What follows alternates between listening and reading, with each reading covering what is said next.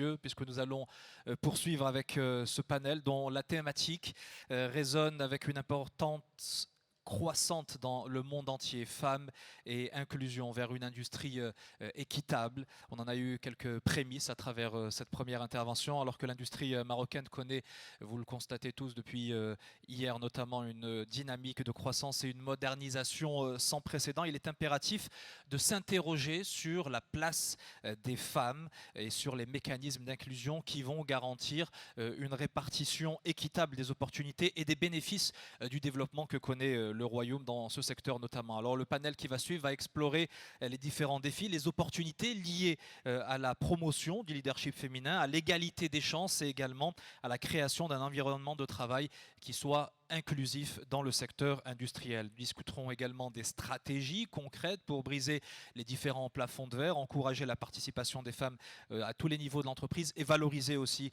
leur contribution essentielle à l'innovation et à la performance ainsi qu'à la durabilité. Je vais appeler tout de suite sous vos applaudissements, mesdames, messieurs, les différents panélistes et rappeler madame Imen Zaoui, bien évidemment, cela va de soi qu'elle soit avec nous, présidente directrice générale de Sanipac, sous vos applaudissements, mesdames, messieurs.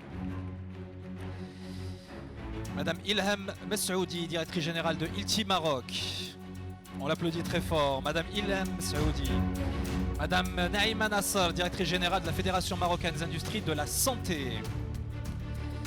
Madame Salma Ben Saïd, productrice à Emotion TV et fondatrice de Dielna Maroc, une plateforme de networking. Madame Nawal Shraibi, directrice générale de la Fondation Massir et de l'Institut for Advanced Studies, qui relève de l'écosystème UM6P. Madame Khadija Khallouf, directrice pôle expertise agricole et développement durable au Crédit Agricole du Maroc. Et enfin, Madame Zineb Rissassi, Head of Supply Chain Sourcing and Quality chez Fova Technologies, également de l'écosystème UM6P. Venez, vous avez un siège ici. Moi, je vais rester debout une fois n'est pas coutume. Et je vais m'adresser à vous directement. Ilham Saoudi, on va rentrer dans le vif du sujet au niveau de la dimension industrielle. En tant que directrice générale d'une entreprise dimension internationale, dans un secteur qui est traditionnellement un secteur d'hommes, puisqu'il s'agit de matériaux, d'outils de construction, comment est-ce que vous avez évolué jusqu'à prendre les rênes de l'entreprise et comment est-ce que vous constatez peut-être le changement des mentalités dans un secteur comme celui dans lequel vous travaillez ? Merci beaucoup. Ravi d'être parmi vous ce matin pour parler un peu du leadership et des femmes particulièrement. La femme dans le BTP, donc je reçois toujours cette question au départ. Ben, pourquoi pas ? Pourquoi pas une femme dans le BTP ? Parce qu'on peut le faire. Certes, c'est pas facile. C'est un métier qui est connu d'être un métier d'homme. Et pour nous, c'est notre métier, c'est dans les chantiers de bâtiments. Donc, c'est pas forcément évident. C'est juste que il faut y croire, il faut oser, il faut y croire. Et il faut savoir que rien ne peut empêcher une femme de faire quoi que ce soit, sauf elle-même. Ça c'est bien dit. Zineb Rissani également toujours dans le secteur industriel avec Fova Technologies, là aussi un secteur de pointe qui est considéré habituellement comme masculin. Votre évolution, comment s'est-elle faite au sein de cette entreprise jusqu'à en prendre les rênes de la dimension supply chain et sourcing ? Merci Wadi. Permettez-moi d'abord de présenter Fova Technologies, mais très brièvement. Fova est une entreprise marocaine tournée vers l'innovation et l'industrie 5.0. Donc on est spécialisé dans la machinerie, la conception et la fabrication de machinerie industrielle et du Made in Morocco. Donc pour moi aujourd'hui, moi j'ai intégré au CP le domaine industriel depuis pratiquement 18 ans. Et c'est pas nouveau pour moi. J'ai intégré Fova par la suite et l'opportunité majeure justement a été de prouver qu'une femme peut occuper des places, une fonction stratégique et industrielle, avec un vrai impact opérationnel mais surtout économique, tourné vers l'innovation et la performance industrielle pour la souveraineté industrielle. Voilà, donc, Eh bien, écoutez, on va explorer cet univers à travers votre regard de manière un peu plus approfondie dans un instant. On reste dans le secteur industriel, celui de la santé avec vous, Naïma Nassal, au sein de la fédération que vous dirigez, Fédération marocaine des industries de la santé. Là aussi, c'est une véritable préoccupation et tout à l'heure, en préparant l'entretien, vous partagez avec moi une anecdote, c'est le constat que vous avez fait en arrivant au niveau du conseil d'administration. Racontez-nous. Très bien. Merci, Siwadia. Alors, effectivement, j'ai rejoint la Fédération marocaine des industries de la santé qui regroupe les acteurs du dispositif médical à ne pas confondre avec le médicament. Donc, le dispositif médical, exemple, les tensiomètres, les masques, les champs opératoires, les seringues. Donc, la Fédération marocaine des industries de la santé que j'ai rejoint en mars 2022, tout au départ, le bureau de la fédération était composé de 9 membres. Et donc j'ai observé pendant 2 ans le premier mandat et le premier anniversaire de l'élection qui s'est suivi. Donc j'ai recommandé vivement au bureau de coopter des femmes dirigeantes. Alhamdoulilah, en fait, 9 membres qui étaient tous des hommes, c'est ça en fait l'histoire. 9 membres qui étaient tous des hommes. Des hommes, absolument, absolument. Et donc, nous avons coopté 2 femmes dirigeantes et aujourd'hui, nous avons une parité relative. La vérité, ils n'ont pas fait attention. Il fallait qu'une femme leur rappelle cela. Mais c'est écrit dans l'histoire de la fédération et ils ont tout de suite adhéré, effectivement. Ils ont toujours compris que la diversité et l'inclusion est importante pour aller de l'avant. Et donc voilà quelque chose d'acté. Naouch Chraïbi, dans le domaine de la recherche scientifique, à travers notamment la Fondation Massir, toujours dans l'écosystème UM6P qu'on évoquait à l'instant, est-ce que vous diriez que c'est un univers qui est un peu plus ouvert aux compétences féminines, même si dès l'origine, dans les filières scolaires notamment et de l'enseignement supérieur, on a tendance à orienter plus les garçons vers les filières scientifiques et les filles vers des filières un peu plus littéraires. Bonjour à toutes et à tous. Merci encore pour l'invitation. Merci à Industrie du Maroc. Alors écoutez, pour ceux qui ne connaissent pas Massir, rapidement, 2 mots. Massir est un centre de recherche et développement et d'innovation technologique qui relève de l'UM6P. Les équipes à Massir opèrent dans des domaines très pointus, dans la microélectronique, biotech, tout ce qui est matériaux avancés. Et contrairement à ce qu'on peut penser, les jeunes marocaines sont de plus en plus intéressées par la recherche, par les STEM, par l'ingénierie. Et d'ailleurs, je crois qu'un rapport de l'UNESCO en 2021 avait même annoncé qu'il y avait un des taux les plus importants. Il y a, je crois, 42% d'ingénieurs qui sont des femmes au Maroc. Alors, si je prends l'exemple de Massir, aujourd'hui, on est à un ratio de parité quasi parfait. On est à 45-55%. Mais si on va un peu plus, on zoome sur la population, par exemple, de doctorants, des étudiants-chercheurs, eh ben, on va trouver 59% de thésards qui sont des femmes, avec un taux de chute, un taux d'abandon qui est très faible. Donc, les jeunes femmes marocaines sont de plus en plus intéressées et sont prêtes à aller justement dans des métiers de l'industrie. Et est-ce que ça s'en ressent dans l'activité de Massir ou dans les équipes de Massir? Oui, ça se ressent puisqu'on le voit très, très rapidement et très clairement dans la production scientifique. Donc aujourd'hui, si je prends typiquement les femmes, les massériennes contribuent à 35% dans tout ce qui est dépôt de brevets. 50% des articles scientifiques sont le fruit des travaux des femmes, chercheurs, ingénieurs au sein de Massir. Et puis, sans oublier le volet entrepreneuriat, parce qu'au sein de Massir, notre objectif premier, c'est vraiment de valoriser la R&D, les travaux de R&D que nous menons. Et cette valorisation se fait soit par le biais de tech transfert à des compagnies, à des clients, que ce soit des clients publics, privés, nationaux ou internationaux. Et les femmes à Massir et à l'UM6P contribuent largement dans ces projets de transfert, mais également elles sont porteuses de projets qui donnent naissance à des startups. Et on pourra en parler absolument, plus en sur la détail. contribution effectivement à Exactement. l'inclusion féminine de par l'activité de votre fondation. Khadija Khallouf, je me tourne vers vous puisqu'on va évoquer également un autre secteur de pointe qui est celui de l'agriculture. On sait à quel point il est central dans un pays comme le Maroc et pour son économie. Là aussi, en tant qu'experte en la matière, en plus de ça, de surcroît, vous avez rejoint vous y étiez déjà, vous êtes revenu au secteur bancaire. Est-ce que vous vous sentez désormais moins seul dans cet univers qui a pu être pendant pas mal de temps à dominante masculine? Merci Siwadi. Donc, je suis très ravie d'être parmi vous et de participer à ce panel. Avant de partager avec vous mon expérience en tant que femme dans le domaine agricole, donc j'ai fait les études d'ingénieur agronome et au début des années 2000, j'ai intégré un monde complètement masculin et un monde rural qui est différent du monde industriel et du monde financier.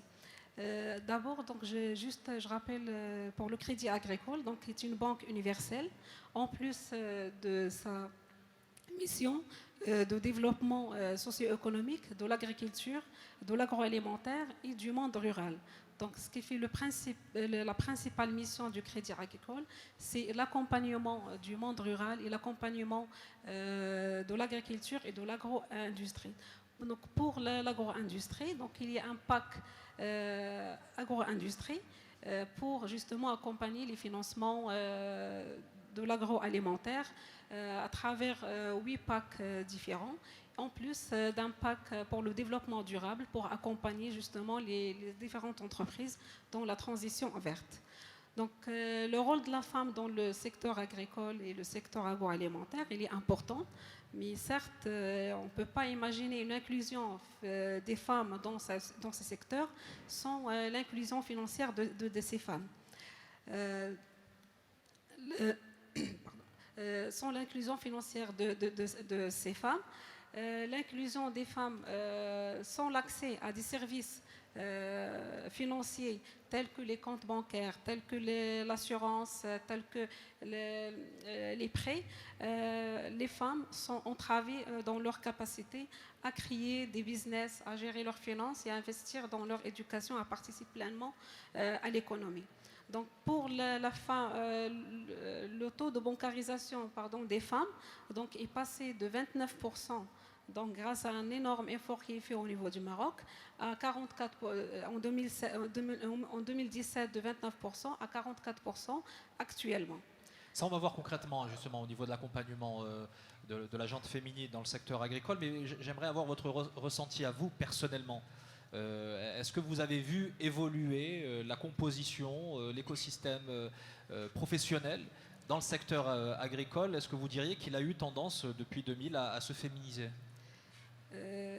Effectivement, donc moi j'ai commencé au début des années 2000, où quand on m'a recruté, on m'a dit qu'on va faire une expérience de recruter une femme dans l'amont agricole. Donc, à ce point oui, on va faire une expérience. Si ça réussit, on va élargir.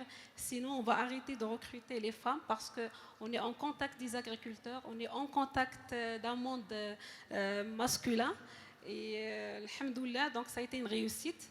Et depuis, je vois toujours plus de femmes que d'hommes, surtout dans les structures organisées, en tant que technicienne agronome, en tant qu'ingénieur agronome, qui sont en contact quotidien des agriculteurs, qui vont dans les zones les plus reculées du Maroc pour faire des formations, pour assister des femmes dans le monde rural. Donc le paysage a changé aussi dans le secteur agricole par rapport à la femme. Salma Ben Saïd, je voyais sourire par rapport à cette anecdote. Vous qui êtes dans l'univers des industries créatives et culturelles, à travers également votre plateforme qui s'appelle Dialna Maroc, qui promeut l'image du royaume, notamment à l'international. Quelle perception, justement, vous avez de l'évolution de la place, du positionnement des femmes marocaines dans l'économie de manière globale, et en particulier dans le secteur industriel? Merci Wadi, merci à tous d'être là. Oui, effectivement, alors pourquoi j'ai fait le sourire? Parce que c'était en fait la même expérience que j'avais vécue quand j'avais intégré le domaine de la télé il y a près de 24 ans maintenant. Alors en rentrant en fait, en postulant, donc j'étais là face à mon boss de l'époque qui m'a fait passer l'entretien. Il m'a dit alors si on vous recrute, est-ce que vous êtes capable de donc capable d'écrire des concepts, capable de les vendre, capable de les placer, de les installer à la télé, capable de suivre les sponsors. Puis à l'époque, il n'y avait pas que du sponsoring, il y avait du bartering, donc il fallait vraiment accompagner, que ce soit la télé ou les sponsors, à faire aboutir le concept. Et j'ai dit oui, alors que je ne m'y connaissais pas, parce que j'ai fait des études de gestion commerce, filière marketing, et donc j'ai dit oui, pourquoi pas, mais j'ai dit oui. Épouse, maman de 2 enfants, donc il fallait vraiment tracer. Donc effectivement, donc j'ai pris ce challenge et j'ai intégré une équipe de 20 hommes. Je m'en souviens, j'étais la seule femme qui devait donner des ordres, qui devait gérer une équipe, qui devait produire, etc. C'était pas évident au départ, sincèrement. Mais bon, c'est en fait le fait d'avoir cette intelligence émotionnelle dont la femme, en fait, que la femme porte à côté de l'homme, c'est sa nature, que j'ai pu m'adapter, intégrer, puis continuer jusqu'à aujourd'hui. Donc effectivement, la femme à l'époque avait des difficultés à intégrer des équipes d'hommes. Aujourd'hui, on retrouve plus des équipes de femmes avec une équipe d'hommes, c'est-à-dire que c'est elle aujourd'hui qui recrute dans les domaines des ICC, dans la télé. Et donc il faut juste que je rappelle aussi que les ICC, c'est en fait toutes les disciplines qui font la production, la reproduction, la diffusion, la formation, la digitalisation et l'exportation des projets ou des programmes qui sont en relation avec la culture, le patrimoine et le capital humain. Et donc, nous, quelques années plus tard, en fait, de la télé, et puis de tout ce qui était programmation, sponsoring, etc., on a lancé notre boîte, donc Emotion TV, pour nous élargir un peu plus, pour accompagner l'innovation dans le domaine des ICC et de la télé, puisqu'aujourd'hui, depuis le Covid, on l'a bien perçu, la télé, c'est-à-dire que oui, elle est effectivement là, c'est un support de diffusion, d'accord, qui est très très important, mais à côté, nous avons eu cette innovation qu'on a ressentie depuis le Covid à aujourd'hui et qui touche principalement à la digitalisation, la numérisation, etc. Donc on s'est dit, allez, il faut ouvrir. Et en ouvrant, on a pu faire valoir la voix des femmes, d'accord, parce qu'au départ, à la télé, c'était bon, que ce soit sur toutes les émissions qu'on a produites, la voix de la femme était principalement sur la télé. Aujourd'hui, on s'est dit, avec le digital, on va plus diffuser la voix de la femme. Donc, au lieu de la garder que sur la télé, elle est partout. Et effectivement, avec tous c'est-à-dire l'écosystème qu'on a pu constituer et qu'on accompagne, il y a de la femme marocaine qui travaille. Donc, on va la retrouver dans l'artisanat, dans l'architecture, dans l'audiovisuel, dans le cinéma, dans les arts visuels en général, dans les événements. Donc, sincèrement, on est super content de ressentir cette inclusion et de ressentir la place de la femme qui évolue dans ce secteur. Et on va voir effectivement la responsabilité dans un instant de ces industries créatives et culturelles pour promouvoir et contribuer à l'évolution positive de l'image et de l'implication des femmes marocaines notamment dans l'activité économique au sens très large. Vous évoquiez un aspect qui est assez intéressant parce que c'est vrai que quand on a tendance à parler de l'inclusion féminine, parfois on croit qu'il s'agit de monter les femmes contre les hommes. Or, c'est une action qui doit se faire en bonne entente. Et vous l'évoquiez tout à l'heure, Imen Zaoui, dans la présentation que vous nous avez faite de Sanipac que vous dirigez. Il y a aussi la préoccupation que les deux genres évoluent en bonne entente et de manière solidaire. Une bonne inclusion des femmes passe par cela nécessairement. Effectivement, parce qu'on est une meilleure équipe si on est une équipe diverse. Ce n'est pas l'idée de mettre les hommes contre les femmes, parce qu'à un moment, il faut aussi qu'on fasse attention à ne pas avoir... les équipes aussi qui a trop de femmes et pas assez d'hommes ne sont pas les plus performantes. C'est les équipes les plus diverses qui le sont. Et donc, c'est surtout un changement culturel. Le fait de créer un environnement bienveillant, un environnement où c'est d'abord la performance qui prime, indépendamment du genre, où on donne des chances équitables, que ce soit aux jeunes femmes ou aux jeunes hommes, où on élimine tous les biais inconscients, parce qu'il y a beaucoup de choses spontanément qui risquent de venir. Ça me fait sourire d'entendre les anecdotes sur l'amont agricole dans une vie antérieure. J'ai aussi beaucoup travaillé avec l'amont agricole et j'ai des histoires extraordinaires d'associations agricoles qui ont juste des résultats extraordinaires. Donc vraiment, ça doit plus être un sujet. Vraiment, ça doit plus être un sujet. Moi-même qui suis vraiment quelqu'un de positif, je vois plus d'opportunités que de contraintes. Il n'y a pas vraiment de contraintes à le faire. Madame Chraibi l'a dit tout à l'heure, nous avons un vivier extraordinaire de talents femmes au Maroc. C'est une chance. Quand 40% ou 42% des ingénieurs au Maroc sont des femmes, je peux vous dire que des pays développés nous envient ça.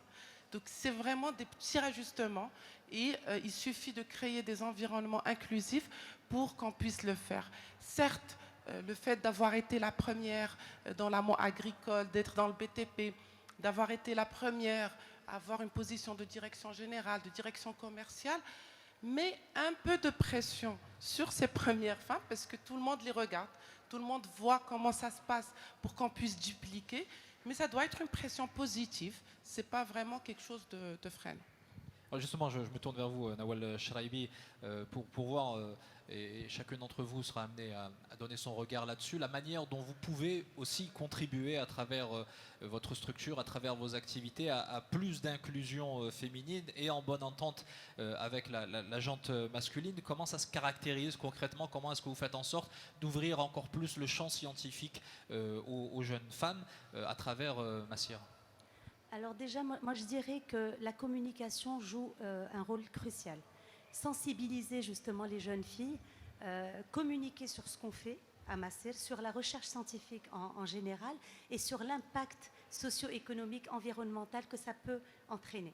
Alors, moi, je dirais qu'il y a la politique salariale déjà, politique de recrutement au niveau de Massir, et quand je dis Massir, c'est l'UM6P, politique de recrutement basée sur la discrimination zéro. Donc aujourd'hui, la femme et l'homme sont rémunérés exactement de la même manière. Il y a une même grille de salaire qui est ventilée par filière technique, scientifique et tout ce qui est support staff.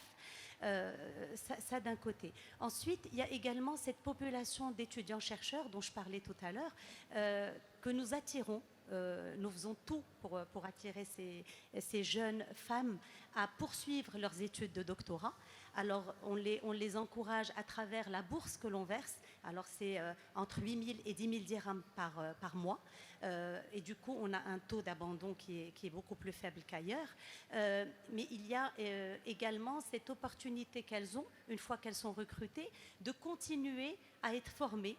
Donc, on dispense des formations, que ce soit dans le hard, dans les techniques, enfin dans les formations techniques, scientifiques pointues, mais également dans tout ce qui est soft skills, parce que tout le monde sait que c'est crucial également. Donc, il y a cette partie formation. On les accompagne également dans tout ce qui est veille scientifique, veille technologique. Donc en les envoyant participer à des salons, à des foires à l'international. L'idée, c'est de ne pas être à la traîne. C'est vraiment d'être à la pointe de la technologie, être à la page, savoir ce qui se passe dans le monde. Et ça, non seulement ça les encourage, mais ça les pousse également à en faire davantage pour viser l'excellence. Alors il y a cet encouragement effectivement à travers la dimension communication. Il faut être un peu plus persuasif. Ilham Messaoudi, quand on évolue dans un univers comme le vôtre, un univers industriel, hyper difficile, hyper dur quand même malgré tout, est-ce que vous sentez l'âme d'une ambassadrice et vous faites en sorte d'impacter aussi l'esprit de ces jeunes filles, leur dire voilà, c'est un univers qui vous est ouvert à vous aussi et la preuve, vous pouvez l'intégrer. Bon, en effet, et c'est pas par choix, je pense qu'on a aussi l'obligation vis-à-vis des femmes au Maroc d'être ambassadrices, de les inspirer à faire autre chose que les métiers conventionnels que font les femmes. Je suis ravie aujourd'hui de compter parmi mes équipes quand même 30% de femmes et qui ne sont pas forcément dans la finance et les RH comme à l'accoutumée, mais principalement dans le marketing, dans la vente, dans l'ingénierie. On a 40% du comité de direction qui est des femmes. On a 50% de notre équipe ingénierie qui est des femmes. 50% de l'équipe marketing qui sont des femmes et qui sont justement amenées à travailler avec différents niveaux d'exposition à d'autres métiers. Aujourd'hui, on n'a pas trop le choix. C'est surtout avec cette dynamique dans le monde du BTP, on doit et on se doit de promouvoir la place de la femme. Donc on vient de parler plus de 40% d'ingénieurs, encore plus dans le BTP d'ailleurs, et dans les mines, qu'on a des ingénieurs femmes et qu'on se doit de les promouvoir. Donc pour moi, ça fait partie de mon job, et ça fait partie de ma personnalité d'inspirer ces jeunes filles qu'il y a autre chose à faire ça veut dire dans le monde que les métiers conventionnels, et on peut en plus les réussir, pas juste les faire pour checker un box, mais plutôt pour les réussir haut les mains. Magnifique. Zineb Rissassi également dans ce domaine industriel, au regard de ce nombre de profils d'ingénieurs féminins conséquents, ce sont des compétences que vous chassez, comme on dit en anglais. Clairement, chez vous. J'ai bien le micro. Approchez-le. Clairement, au niveau de Fova Technologies, c'est une approche qu'on vise directement depuis le recrutement. Aujourd'hui, nous comptons plus d'une trentaine de femmes chez nous, dans des métiers industriels comme nous avons des responsables de qualité, nous avons des responsables de planification industrielle qui étaient perçus et qui étaient occupés par le passé par des hommes. Aujourd'hui, il n'y a pas de différence. La femme peut occuper des fonctions stratégiques, industrielles, dans des postes clés très critiques pour l'organisation, dans l'organisation d'une entreprise. Et on est fiers d'accompagner ces femmes pour aller de l'avant, pour prendre des positions beaucoup plus stratégiques au niveau de l'entreprise et au niveau du Maroc aussi. Naïma Nassar, au niveau de la fédération, j'imagine que de par d'ailleurs vos fonctions de direction, ça doit faire partie des axes stratégiques de développement. Comment est-ce que vous œuvrez au sein de la fédération pour ouvrir encore plus cet univers de l'industrie des métiers de la santé à la gente féminine? Alors la vérité, la Fédération marocaine des industries de la santé travaille au jour d'aujourd'hui l'industrialisation du dispositif médical. On en a parlé, Siwadi. Et donc au jour d'aujourd'hui, on se trouve au niveau de cette plateforme extraordinaire qu'est Industry Days. Et la vérité aujourd'hui, c'est qu'on a beaucoup de travail sur l'industrialisation du dispositif médical. Et donc aujourd'hui, nous produisons 15% de nos besoins. Donc la fabrication atteint 15% de notre consommation locale. Et donc on ambitionne d'atteindre 30% à l'horizon 2030. Alors qu'est-ce qu'on fait par rapport à l'inclusion et la diversité? Donc ce qu'on se dit, c'est que comme on est en retard au niveau de l'industrialisation et on est en retard au niveau de l'inclusion, donc ce qu'on essaie de faire, c'est d'inclure la composante inclusion et diversité dans notre plan d'action d'industrialisation. Donc il n'est jamais trop tard, on fait les choses en parallèle. Et en cela, le rôle des organisations professionnelles, il est très important. Le Maroc, au jour d'aujourd'hui, a mis en place tous les dispositifs imaginables pour l'inclusion et pour booster, pour encourager, propulser l'inclusion de la femme. Nous avons les dispositifs financiers, nous avons les dispositifs au niveau des associations. Tous les programmes gouvernementaux incluent le genre. La dernière charte de l'investissement inclut une prime pour le genre. Donc le rôle des organisations professionnelles, c'est d'encourager les investisseurs à être regardants par rapport à la composante genre, parce que l'inclusion de la femme, toutes les études l'ont démontré, toutes les études scientifiques à travers le monde, que ça améliore la performance des entreprises. Donc nous, en tant que fédération, on travaille sur l'industrialisation du dispositif médical, mais en même temps, on est observateur de l'inclusion de la femme. Madame Chreibi a parlé de la recherche. Parce que pour industrialiser, il faut aussi intégrer la composante recherche. Et ce que nous essayons de faire, c'est d'encourager les femmes également à être associées dans les travaux de recherche et de développement. Nous avons aujourd'hui des directrices d'usines qui travaillent sur ces volets-là et nous sommes très très heureux de cette façon de faire aujourd'hui. Et nous avons également des partenariats avec les universités et nous avons également observé que nous avons des femmes ingénieures et de futures lauréates ingénieurs et c'est un potentiel énorme que l'industrie du dispositif médical peut actionner pour aller de l'avant. Donc nous savons que le nouveau modèle de développement, j'enchaîne, nous savons que le nouveau modèle de développement a posé l'inclusion de la femme comme étant un axe stratégique. Donc tout est posé. Il nous appartient, nous, en tant qu'organisation professionnelle, d'appliquer et de déployer ce dispositif qui existe, qui est là, et de véritablement le mettre en place à travers des actions très très précises. Ça veut dire qu'il faut que ce soit une préoccupation quotidienne à tel point qu'on ne se pose plus la question. Oui, effectivement, le quotidien, c'est ce qui fait que nous exécutons la stratégie.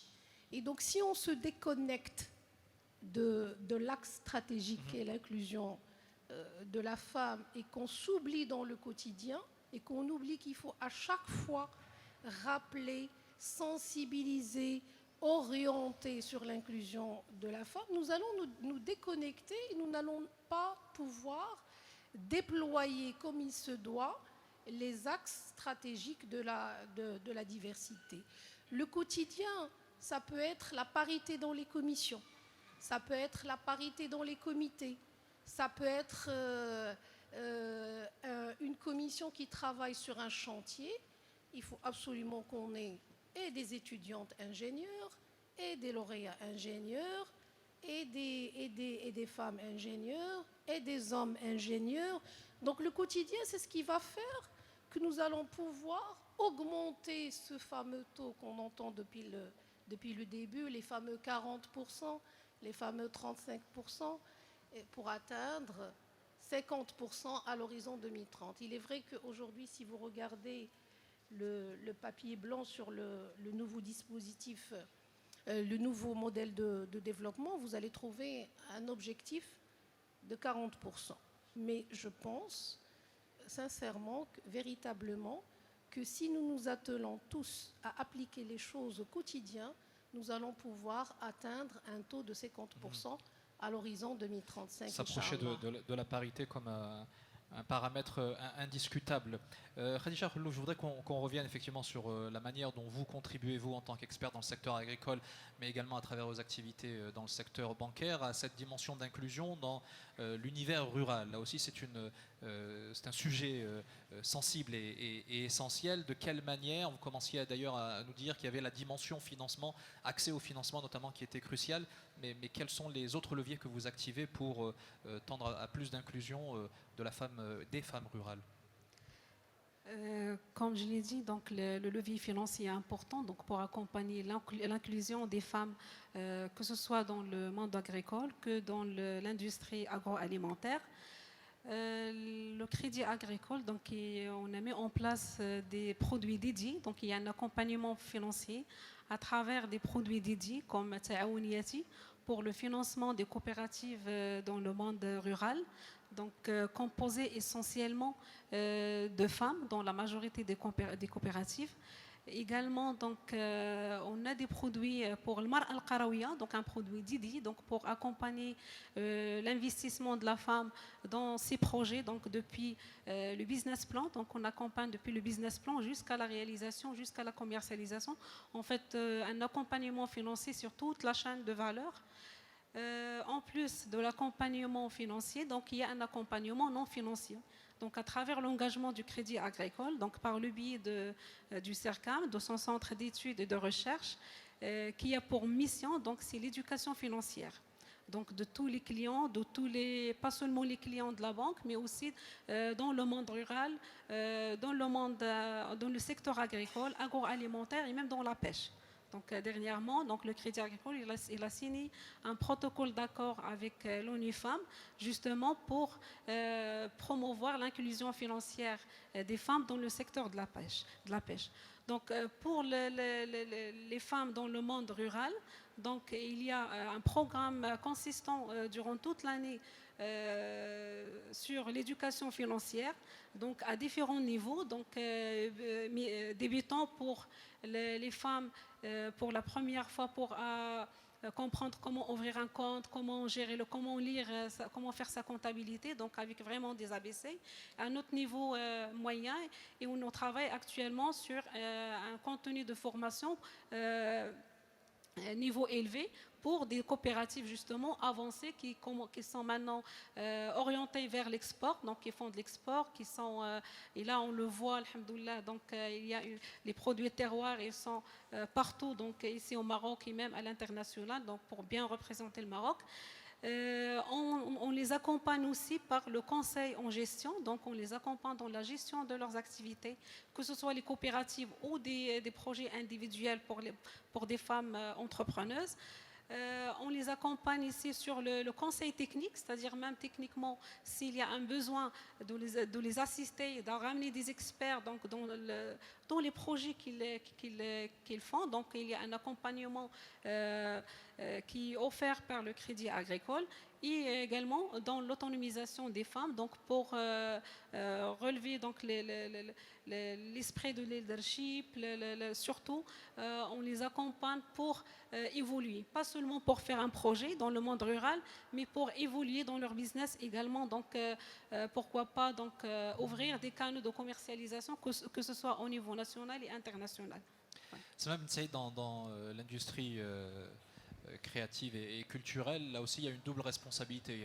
Il y a un enjeu effectivement d'ouverture du secteur aux créatrices au sens large, mais également un enjeu de promotion de l'image et de la place des femmes marocaines à travers les créations, que ce soit des séries ou des films. Comment est-ce que vous positionnez de par le média que vous avez créé et la plateforme qui est la vôtre?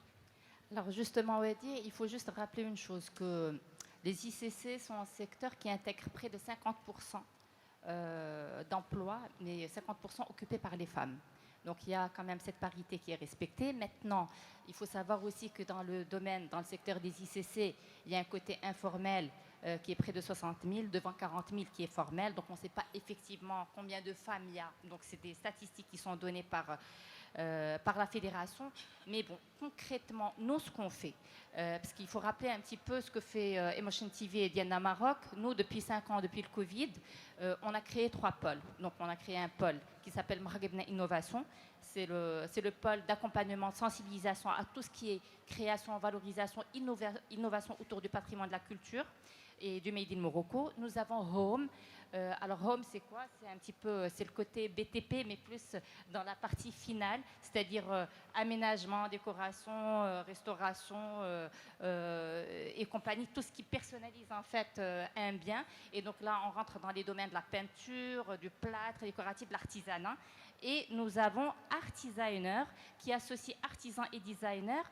Alors dans le côté de l'innovation autour d'œuvres qui communiquent autour du Made in Morocco et qui communiquent autour des territoires marocains. Parce qu'il faut le rappeler aussi, toutes les statistiques qui sont données généralement sont données pour les grandes villes. Mais il ne faut pas oublier que les territoires existent, les petites régions existent.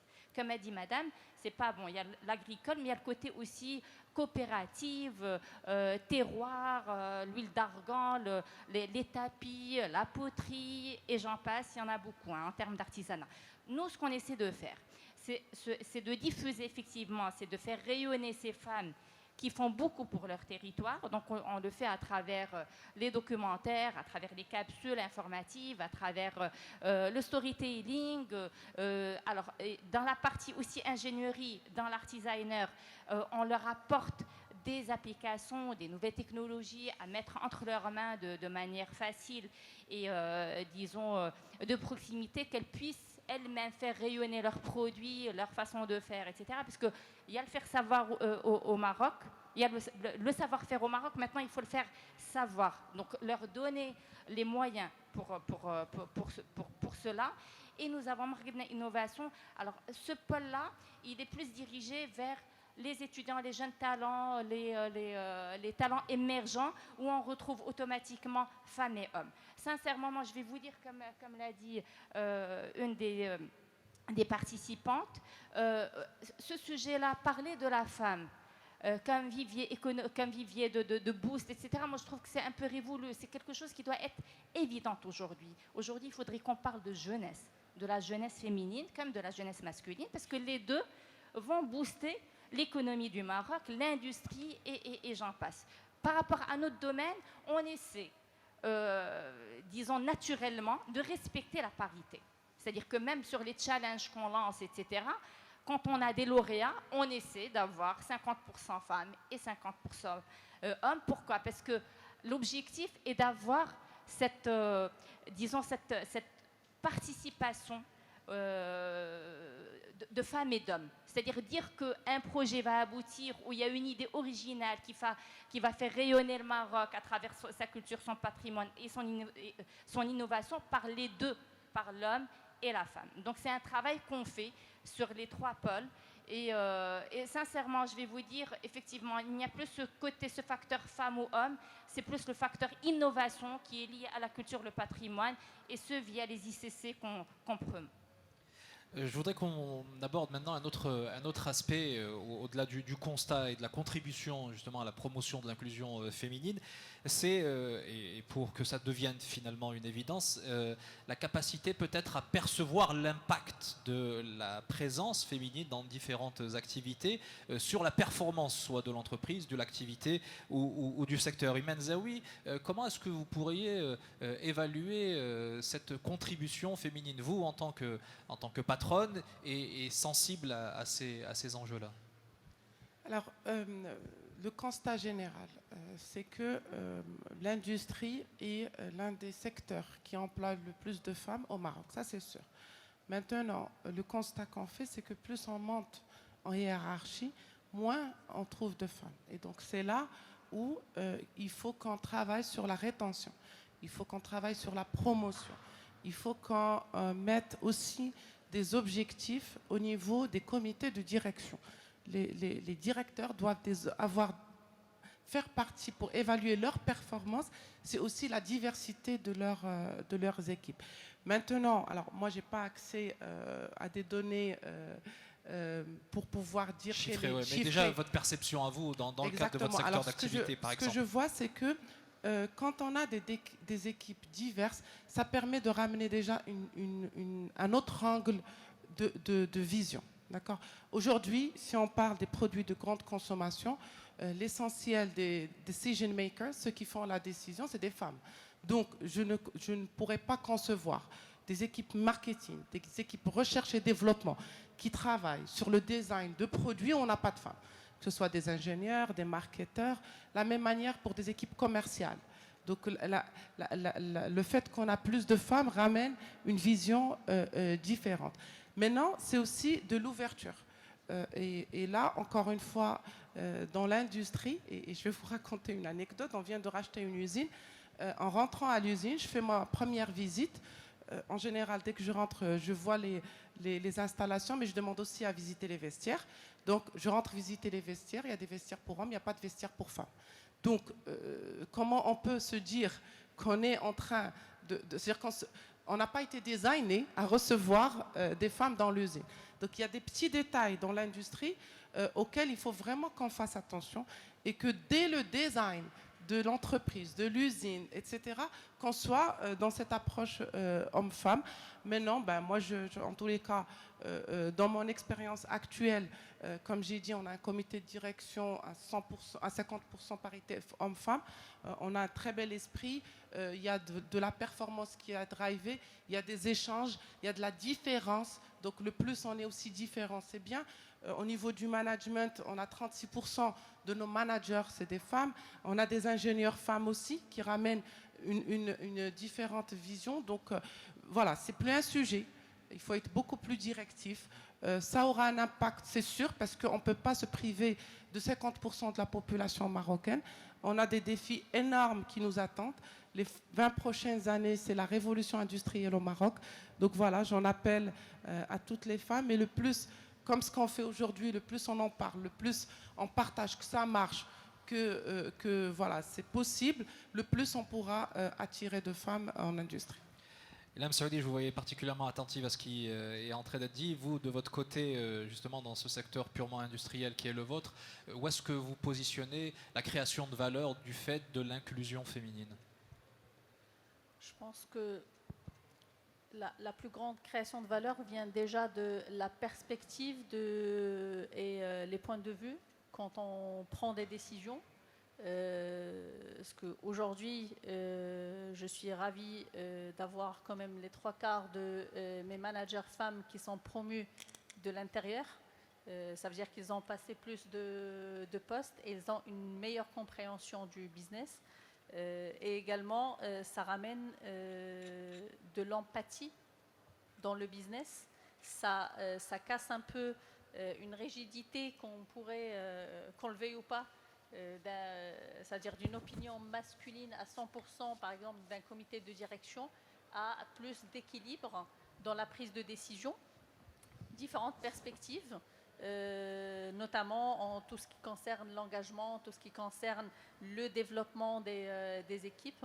Donc ça, on le ressent bien quand on a des femmes dans les comités de direction et en poste de team leader. Et pour moi, justement, ce qu'il faut savoir, c'est que avoir cette inclusion, c'est pas une initiative stratégique en tant que telle, mais c'est plus un style de vie dans l'entreprise. Ça fait partie de la culture d'entreprise qu'il faut promouvoir au quotidien, comme disait justement Imen. C'est un état d'esprit, qu'on l'a ou qu'on l'a pas. Donc il faut vraiment le faire à travers le recrutement, à travers tout ce qui est technique RH, passant par la paie, par la rétention, par l'engagement. Et il ne faut surtout pas faire l'erreur ça veut dire de se comporter avec les hommes et les femmes pareils. On n'est pas l'un contre l'autre, mais on est différents. Donc il faut vraiment faire attention à ce qu'on se comporte de manière appropriée par rapport aux hommes et par rapport aux femmes pour assurer un engagement, une rétention pour les deux. La création de valeur, Naïma Nassaz, vous évoquiez effectivement l'importance des fédérations et l'impact qu'elles peuvent avoir sur le plan quantitatif au regard du nombre de leurs membres et également en termes d'impact. La création de valeur, ça peut être l'un des leviers pour justement amener vos membres à être plus sensibles à ces enjeux? Absolument, c'est un driver qui est important. Il est vrai aujourd'hui que lorsqu'on observe la performance des entreprises, des études se sont amusées à analyser, à décrypter la performance des entreprises et ils ont abouti aux conclusions appuyées sur un certain nombre d'indicateurs au niveau des comités de direction, de la présence des femmes sur toute la chaîne opérationnelle de production, que la performance s'accroît avec la présence de la diversité. Et donc, bien sûr, il y a aussi la composante jeune, mais aujourd'hui, les études l'ont démontré. Si vous prenez le CAC 40, les entreprises aujourd'hui qui sont performantes sont des entreprises qui ont encouragé la diversité dans toute leur chaîne de valeur. On peut s'amuser à le faire pour le MASI marocain, pour les indices boursiers marocains. Je ne sais pas si ça a été fait, mais ça pourrait être un exercice intéressant. Et on pourrait suivre la création de valeur des indices, suivre la création de valeur à travers l'évolution de la performance des entreprises et notamment les entreprises qui font appel à l'épargne publique. Ce sont des choses qui sont mesurables et qui ne sont pas difficiles à traquer. Alors maintenant, par rapport à nos membres au jour d'aujourd'hui, ce que nous essayons de faire, c'est d'orienter, de sensibiliser et d'encourager sur le plan opérationnel. Parce que comme on le disait préalablement, la stratégie a été posée, la stratégie a été bien pensée, a été bien réfléchie. On peut revisiter une stratégie, on peut l'ajuster, on peut la corriger, mais sur le plan opérationnel, c'est là où il faut être plus directive. Et là, je rejoins Imen en ce qu'elle disait.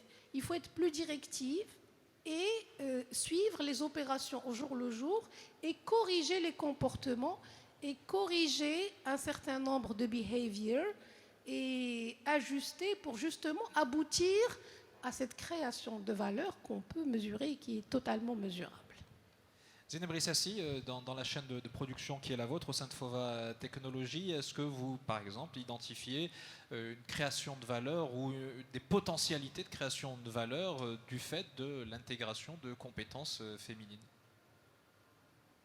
Alors clairement, et je n'ai pas de doute là-dessus, aujourd'hui, au niveau de Fova Technologies, je prends l'exemple, nous avons des femmes ingénieurs qui prennent le lead depuis la conception de la machinerie, qui prennent des sujets très critiques et très importants, névralgiques pour l'industrie.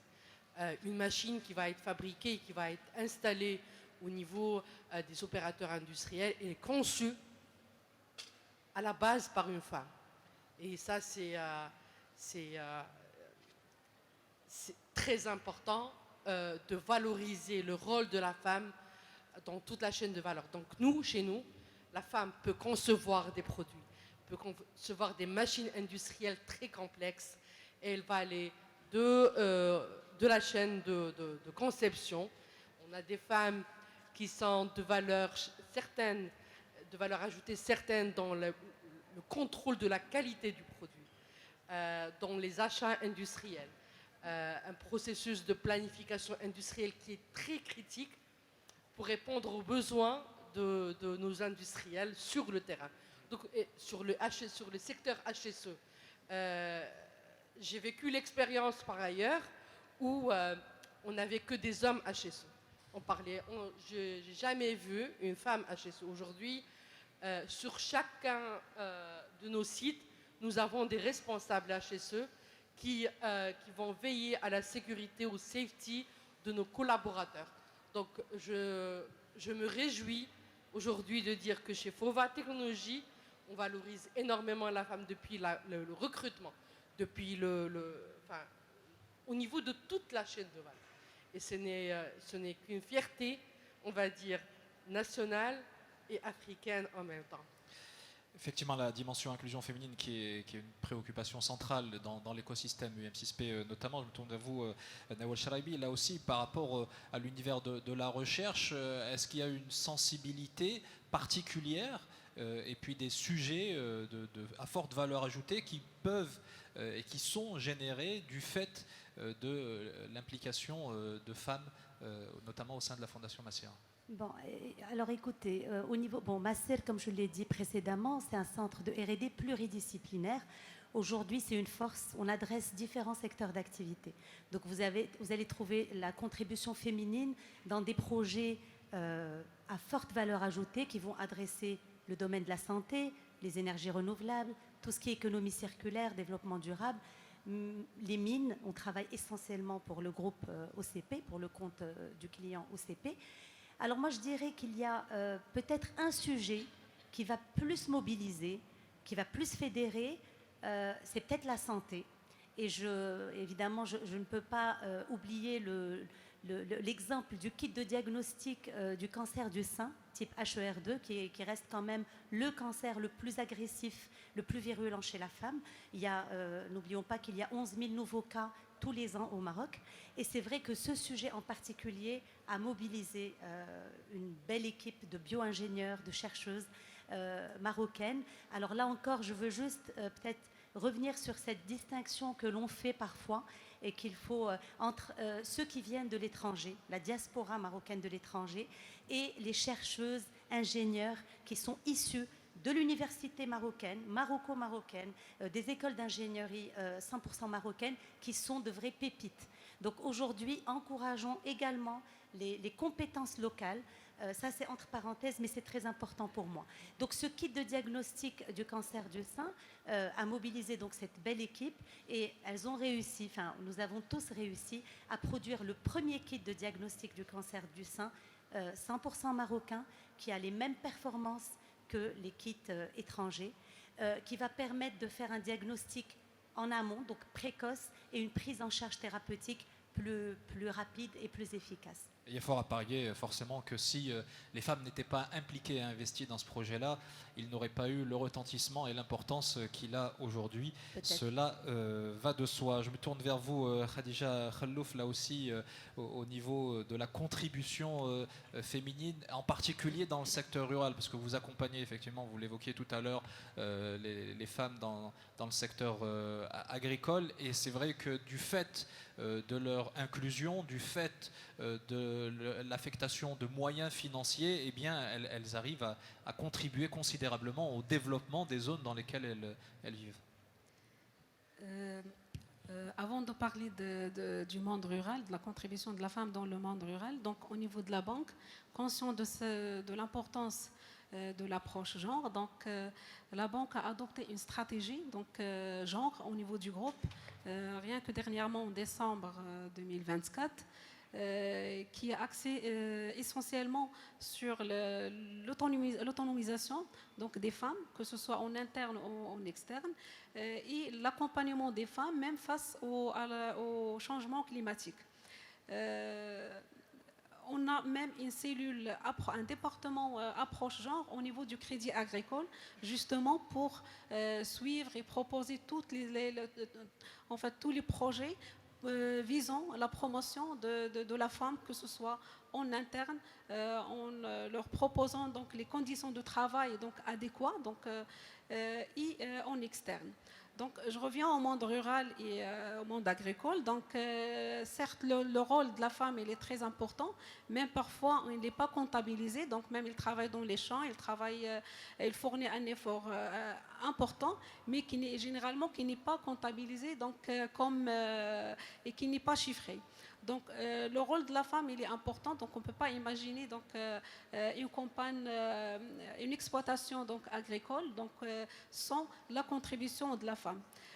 Également, donc, ces derniers, en fait, depuis le plan Maroc Vert, donc avec la promotion et l'organisation donc du monde rural et du secteur agricole, donc par la création de fédérations, la création de coopératives, d'associations, donc ça permet vraiment de faire participer et de ramener les femmes à participer dans la création de la valeur dans le monde rural et de là donc la contribution donc à l'amélioration de leurs conditions de vie. Et on voit maintenant les femmes qui font leur business, leurs projets, qui participent dans les salons, dans les forts, que ce soit au niveau national ou international. Également, donc, pour accompagner ces femmes, donc le crédit agricole, on a mis en place des canaux de financement donc adaptés. Donc, en plus du financement classique, donc il y a à travers Tamwil Fellah, donc des financements, des mises au crédit. Donc, c'est des crédits moyens donc, qui demandent un investissement qui ne dépasse pas les 150 000 dirhams.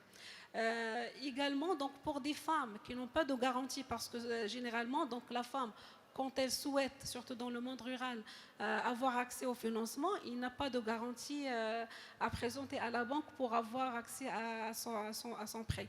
Donc, on a mis en place donc, la Fondation Hardy qui permet de financer les microcrédits donc, sans avoir besoin de garantie. Et ça permet vraiment de créer de la valeur et de permettre à la femme rurale, que ce soit dans le secteur agricole ou non agricole, donc, à contribuer fortement dans la création de la valeur et l'amélioration des vies des familles. Selma Ben Saïd, cette création de valeur, elle est aussi perceptible et on l'oublie parfois par rapport à l'image que renvoie le pays à l'international. Et c'est vrai qu'un pays qui ne fait pas de place suffisante aux femmes ou qui ne se comporte pas correctement vis-à-vis des femmes, il perd en valeur, en termes d'image de marque, il perd aussi en investissement, et ça c'est quelque chose aussi qu'il faut prendre en considération, surtout quand on est dans l'univers des industries créatives et culturelles. Alors absolument, Weddy. Donc il faudrait juste que je revienne à un chiffre qui est très très important. La création de start-up de 2019 à 2023 est arrivée à plus de 33% et en bonne partie grâce à la femme. Donc ça, c'est à l'échelle macro. Maintenant, à l'échelle micro, effectivement, nous, ce qu'on essaie de faire, effectivement, de par notre expérience dans ce domaine, c'est de mettre en avant plus les conceptions féminines, artistiques, culturelles, puis qui touchent principalement, comme on a dit, à la télé, au cinéma, aux arts visuels. Aujourd'hui, c'est le gaming, en fait, qui met en avant le patrimoine et la culture du Maroc. Nous travaillons énormément sur cette valeur ajoutée d'abord, qui est de promouvoir le Maroc à l'échelle nationale, territoriale, bien sûr, et internationale.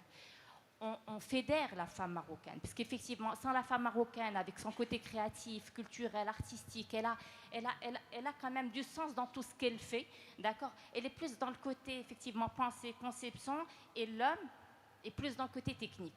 Donc, le fait d'associer les deux donne cette valeur ajoutée. Donc, nous essayons d'avoir cette... C'est pas une parité, c'est un équilibre, en fait. C'est pour avoir, effectivement, un projet avec une belle valeur ajoutée pour le Maroc, pour les territoires. Donc, sur l'un des pôles, aujourd'hui, on est arrivé là sur un challenge qu'on a lancé depuis 4 ans avec une thématique aujourd'hui qui est Maroc Vision 2030. On a eu des équipes composées de femmes et d'hommes qui proposent des musées virtuels pour mettre en avant les territoires du Maroc, qui proposent aussi des documentaires, des concepts de podcasts, des plateformes numériques de formation pour femmes et pour hommes, mais qui est constituée, qui est fédérée et qui est dirigée par les femmes et les hommes. Nous avons des idées d'émissions qui sont toujours pensées par la femme et bien sûr aussi sur le dossier de sponsoring, de mécénat qu'on propose, il y a toujours cette équipe technique où la parité est respectée et je dis et je persiste à dire que les deux vont de pair pour réussir un projet qui est valorisant, qui crée de la valeur ajoutée pour le Maroc. Et pour nous, c'est ça l'objectif en fait d'Emotion TV et de Diana Maroc. Et s'il y a tant aussi de méfaits ou du moins de comportements déviants à combattre et à éradiquer, c'est aussi parce que dès l'origine, certaines choses n'ont pas été transmises, certaines valeurs notamment. Vous évoquiez l'importance de la jeunesse, des jeunes. Et je voudrais qu'on fasse un dernier tour de table rapidement pour que chacune d'entre vous me donne quelle est, à ses yeux, la priorité sur le plan de l'éducation. Parce que c'est là que tout commence finalement, c'est là que les perceptions, c'est là que les valeurs se créent, se forment. Au niveau du secteur éducatif, quels sont les principes, selon vous, qu'il faut inculquer dès le plus jeune âge pour gagner et valoriser, capitaliser sur tous les efforts qui sont fournis à travers, on le voit, vos différentes expériences. On commence par vous, Iman Zawi. Alors, c'est vrai qu'on évolue dans un environnement culturel qui prépare les jeunes garçons à réussir et qui prépare les jeunes filles à devenir de bonnes mères de famille. Donc, il faut dès le début, qu'on mette l'équité genre à la maison, à l'école, à l'université et qu'on en parle. Et ça se passe d'abord les mamans. Parce que très souvent, cette pression pour les petites filles vient des mamans. Et si on rassure la maman que sa fille n'aura pas à choisir entre réussir sa vie personnelle ou sa vie professionnelle, parce que très souvent c'est là où ça vient, et on le voit même en entreprise. On a de très jeunes talents qui rentrent, mais dès qu'elles commencent à se projeter en tant que femme et maman, elle arrête de se projeter dans des positions supérieures. Donc si on lui dit, vous n'avez pas à choisir entre votre développement de carrière et votre réussite personnelle, je pense qu'on aura beaucoup réussi. Et effectivement, c'est là où, si on met une certaine flexibilité en entreprise, parce que oui, avoir un enfant, c'est pas facile. Oui, on aura besoin de consacrer plus de temps à son bébé. Oui, laisser un bébé retourner au travail, c'est pas facile. Donc, si on met des aménagements pour les jeunes mamans durant cette période, je suis sûre qu'on va en perdre moins durant le process, et ça fera aussi que ça rassurera tout le monde que voilà, il n'y a pas de dilemme à faire et qu'on peut parfaitement réussir les deux sans forcément être une superwoman, parce que ça n'existe pas. Ilham Saoudi. Alors pour moi, je suis très alignée avec ce que Iman vient de dire, en termes d'éducation notamment, ça veut dire à la maison. Mais en plus de ça, pour moi le plus important également, c'est surtout à l'école, c'est vraiment mettre l'accent sur la valeur de travail pour les deux. Et que, comme disait Imen, avoir un bébé, c'est difficile. Prendre des décisions en entreprise, c'est pas plus facile. Gérer une équipe d'hommes en entreprise n'est pas plus facile non plus. Donc, la femme aura à prendre des décisions. Donc, je pense que avoir cette valeur de travail et mettre les jeunes sur des projets d'entrepreneuriat à l'école, avant de sortir sur le marché de travail, ne pourrait être que bénéfique pour nous. Naoul Chrabi. Je suis d'accord avec mes deux amis. Alors, pour moi, quand même, le plus important, c'est de mettre l'accent sur la scolarisation de la jeune fille dans le monde rural. Ça, c'est très important, d'une part. Ensuite, la valeur travail, tout à fait. C'est-à-dire qu'aujourd'hui, inculquer à nos filles, aux jeunes filles qui nous entourent, que rien n'est impossible, qu'on peut y arriver, que le travail, la détermination peut amener à tout ce qu'on désire. Ne pas hésiter à parler de nos parcours à nous, pour inspirer. Moi, je crois, dur comme fer, au rôle modèle. Je sais que dans l'écosystème UM6P, on invite très souvent des femmes, des Marocaines, des scientists de très haut niveau. Alors, je vais citer 3 que j'ai rencontrés récemment, qui sont devenus des amis. Il y a Ilham Kadri, qui est à la tête de Sciences Co. Il y a Najat Mokhtar, géant de l'industrie pharmaceutique, géant de l'industrie chimique, exactement. Il y a Raja Cherkaoui Moursli, qui est quand même une experte, c'est une référence à l'échelle internationale en physique nucléaire.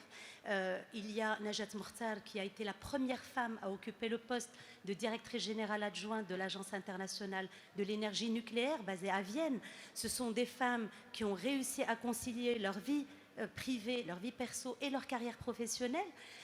Bon, moi je suis à un petit niveau, je n'ai rien à voir avec ces grandes dames, mais moi-même, aujourd'hui, je suis passionnée par ce que je fais. Je dirige 2 instituts qui relèvent de l'UM6P, qui sont basés à Ben Gurir. J'ai ma famille qui est à Rabat, j'ai un pied-à-terre à Ben Gurir, et je fais les allers-retours. Je passe 2-3 jours à Ben Gurir par semaine. Oui, c'est dur, oui, c'est embêtant, oui, notre vie sociale en prend un coup, mais par ailleurs, ça me nourrit, je suis épanouie, et je remercie encore une fois ma famille qui me supporte, c'est très important. Et voilà. Et donc, je pense que tout est possible. Il suffit de le vouloir et de travailler dur. Naïma Nasser. Merci pour cette question qui boucle la boucle très intéressante. Effectivement, ça nous rappelle la réponse d'une ministre finlandaise, me semble-t-il, à qui la question a été posée: qu'est-ce qui fait que votre pays réussit? Et elle a répondu education. Et on lui a posé la question: quel est le deuxième facteur clé de succès? Elle a répondu education. Et on a beau lui poser la troisième question: quel est le troisième facteur clé de succès? Elle a répondu education. Et effectivement, l'éducation est très importante des filles. Je pense que c'est intéressant d'avoir une initiative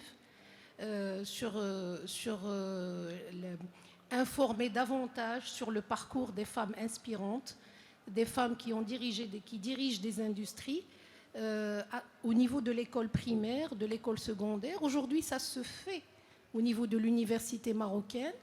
La plupart des universités marocaines sont dotées de centres d'entrepreneuriat et proposent aussi des formations en leadership et management. Je ne suis pas sûre que ça se fait à la base. Je ne sais pas si vous avez entendu parler de la campagne d'éducation financière aujourd'hui. Vous avez le secteur des assurances qui organise une campagne d'éducation financière au niveau de l'école primaire.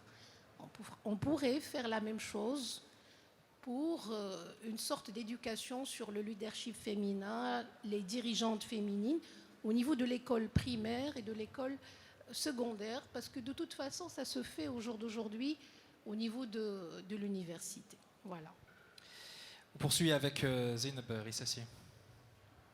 Écoutez, je suis parfaitement alignée avec tout ce qui a été dit. Je tiens vraiment à féliciter nos femmes et nos jeunes sur le parcours, pour le parcours réalisé.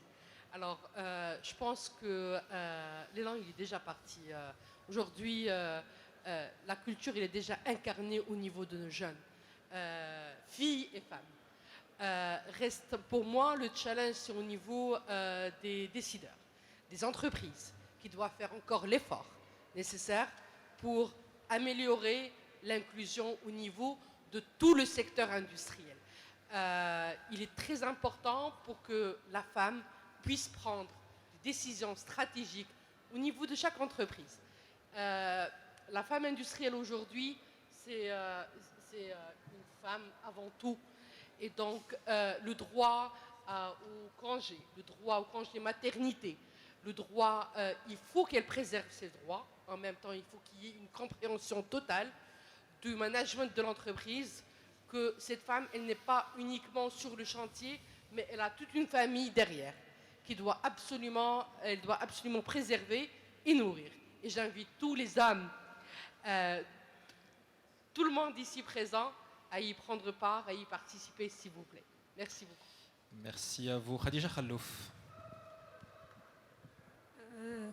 Je m'aligne sur ce qui a été dit, donc par rapport à l'importance de commencer l'inclusion des femmes au niveau de la famille. Déjà, il faut qu'elles soient écoutées. Et, il faut qu'on leur apprenne qu'il n'y a pas d'impossible, que tout est possible, qu'on peut faire, qu'elle peut suivre ses rêves. Donc le travail commence, je pense, de la famille. Mais au niveau de scolarité, je pense qu'il y a une grande quand même disparité entre le milieu urbain et le milieu rural. Donc je fais l'avocat du milieu rural, et où il y a un grand travail à faire, que ce soit au niveau de la famille, donc pour sensibiliser les parents à laisser leurs filles pour poursuivre leurs études, à croire en elles. Donc c'est là où il y a une grande disparité, c'est là où il y a un grand travail, c'est au niveau du milieu rural.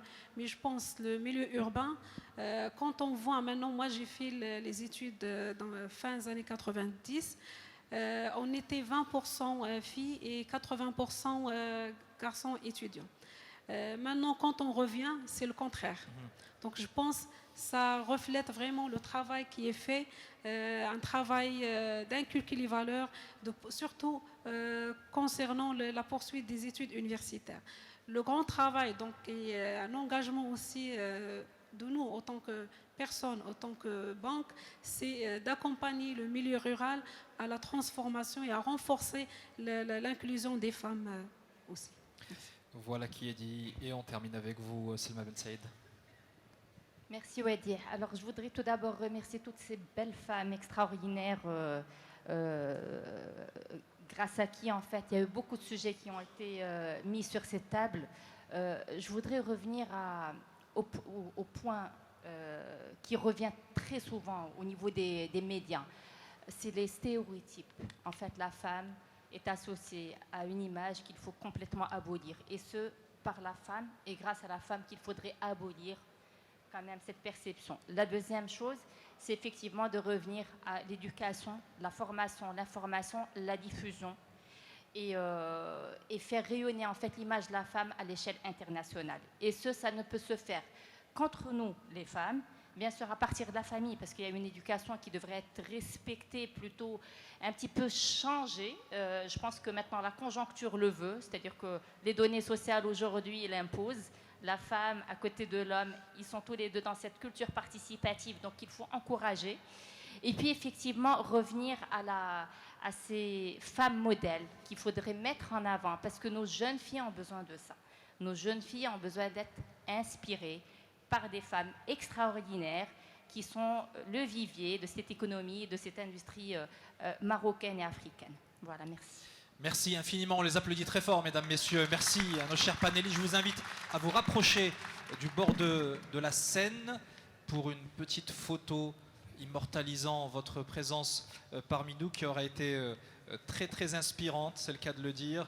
et hyper instructive. Merci infiniment à Imen Zawi, présidente directrice générale de Sanipac, Ilham Saoudi, directrice générale d'Ilti Maroc, Naïma Nasser, directrice générale de la Fédération marocaine des industries de la santé, Selma Ben Saïd, productrice, créatrice et fondatrice d'Emotion TV et de Dialna Maroc, Nawal Shraibi, directrice générale de la Fondation Massir et de l'Institut for Advanced Studies à l'UMCSP, Khadija Khallouf, directrice du pôle expertise agricole et développement durable à Crédit Agricole Maroc, et Zineb Rissassi, Head of Supply Chain Sourcing and Quality à Fova Technologies, toujours dans l'écosystème UMCSP. On les applaudit encore très fort. Merci beaucoup mesdames. Merci et bravo.